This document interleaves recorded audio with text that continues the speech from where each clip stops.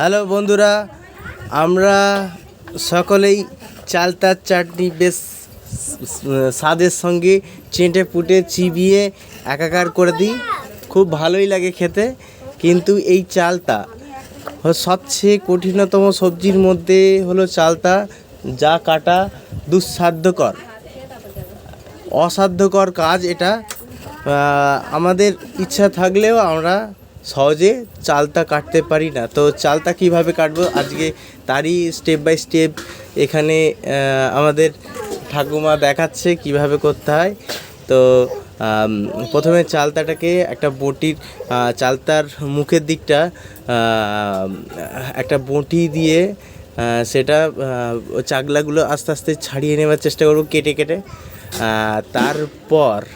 তারপর সেই চাগলাগুলোকে এক জায়গায় রেখে সেইগুলোকে কুচো কুচো করে টুকরো টুকরো করে নেব। আর সাইডের অংশগুলো আমরা বাদ দিয়ে দেবো। ওই অংশগুলো তো খুবই পাতলা, ওগুলো খাওয়া যায় না। তো ওপরের অংশটা বটিতে আঁশটা ছাড়িয়ে নিচ্ছি, এবং শুধু ওপরের আঁশ ছাড়ালেই হবে না, ভেতরের দিকেও একটা আঁশ থাকে, তো সেই আঁশটাও আমাদের ছাড়াতে হবে।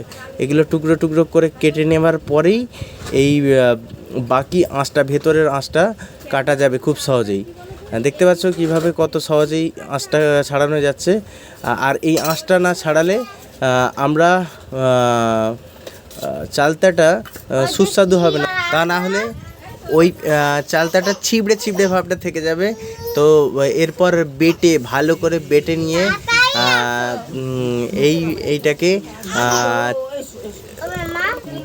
চিনির সঙ্গে এবং ফোড়ন টোড়ন দিয়ে আমরা চাটনি করে নিতে পারবো।